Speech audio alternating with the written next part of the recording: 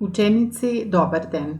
Ja sam Javorka Stojanova, nastavnik po psihologiji v 4. godina.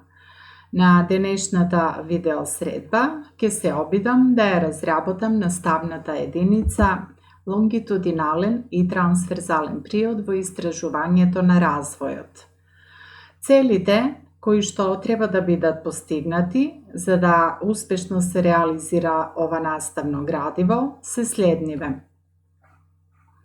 Запознавање со научните приоди на проучување на природата на развојот на личноста, запознавање со карактеристиките, предностите и недостатоците на лонгитудиналниот приод на истражување, како и запознавање со карактеристиките, предностите и недостатоците на трансверзалниот приод на истражување.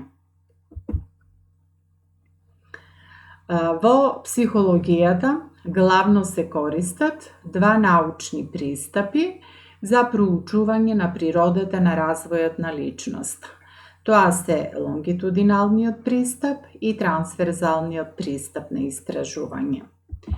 Меѓутоа, пред да преминеме на секој од нив, што значи како метод на истражување, предлагам да се потсетиме што представува развојот како процес и од кои два аспекти главно е наблюдуван истиот. Што представува развојот на човекот?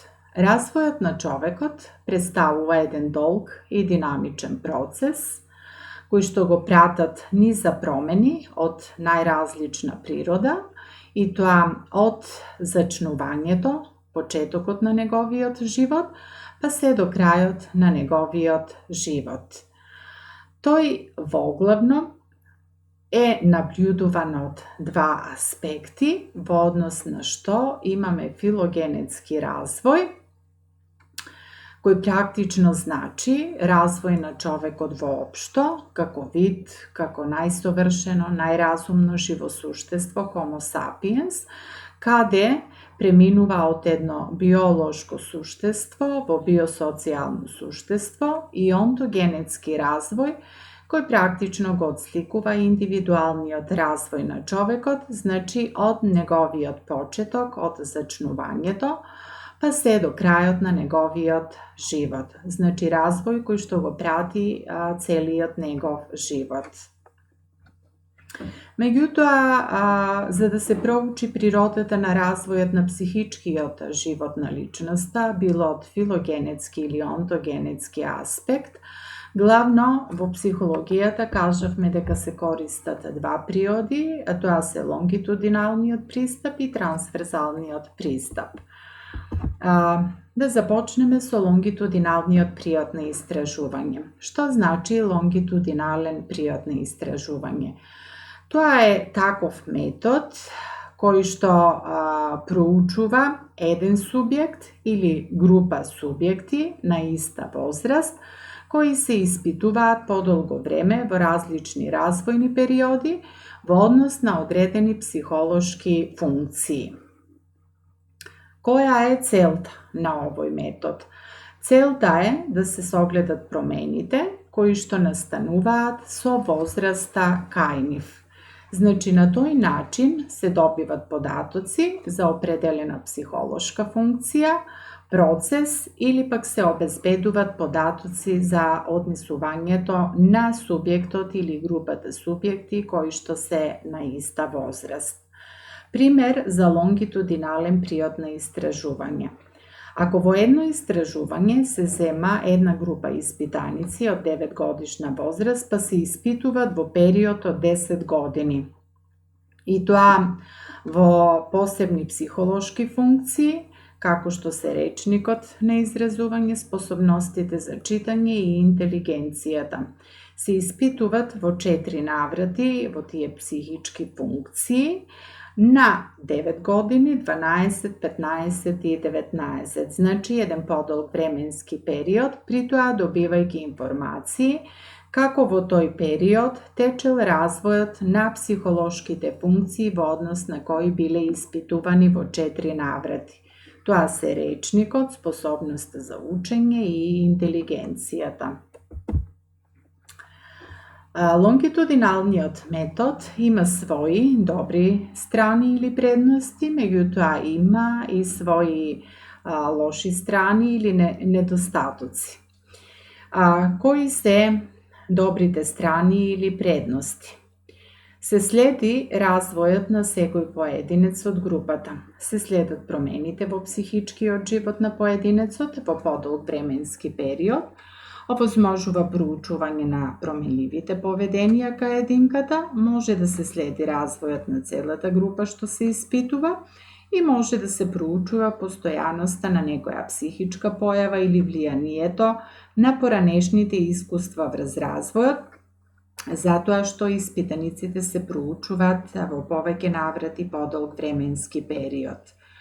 Додека како лоши страни или недостатоци се следниве карактеристики.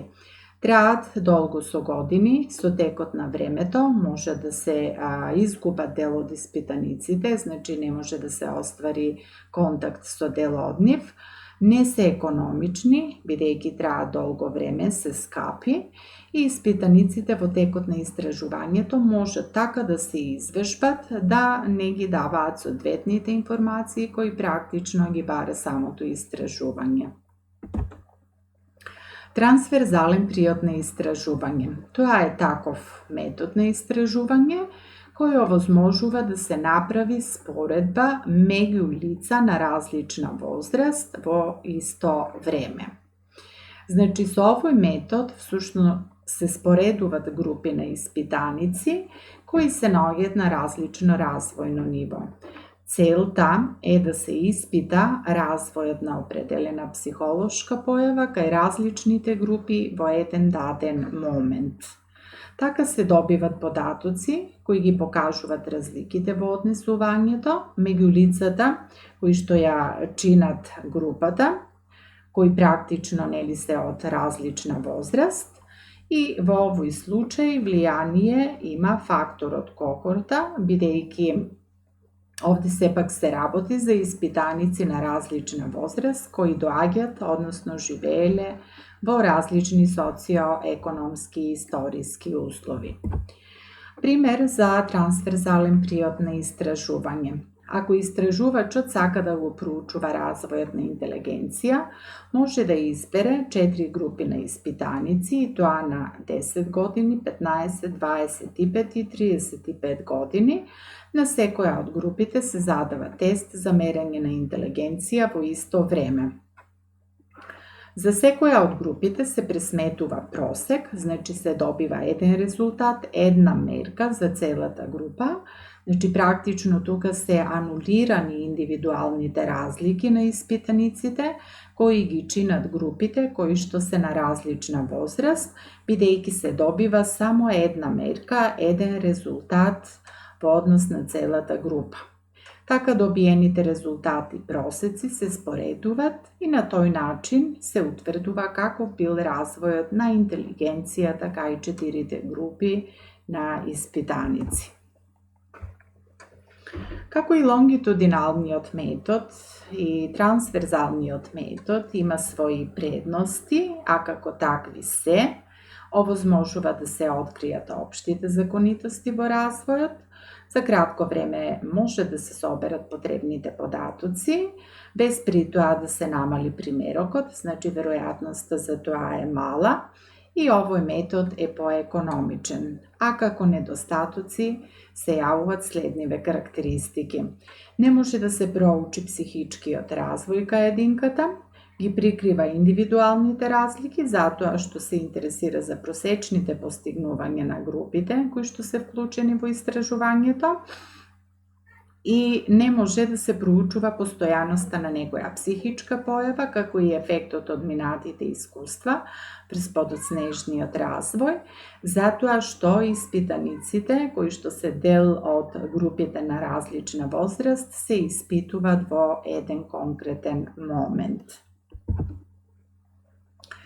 Бидејќи трансверзалниот и лонгитудиналниот период на истражување имат своји недостатоци, психолозите честопати применуваат комбинација на едниот и на другиот метод на истражување, значи комбинација на трансверзалниот и лонгитудиналниот приод на истражување, се со цел да се анулират недостатоците кои што ги има секој од нив. Најпрво со трансверзалната постапка истовремено се испитуваат групи на испитаници од различни возрасти, за да подоцна по одреден временски период испитаниците од трансверзалното истражување се испитуваат повторно и се добиват нови податоци. Овие податоци, заедно со претходните, овозможуваат да се увидат разликите кои се јавуваат кај различните групи на субјекти, а кои биле испитувани во различни возрастни периоди. Ученици, ова е се што сметам дека треба да знаете во однос на ова наставно градиво. Се надевам дека бев доволно јасна во тој поглед.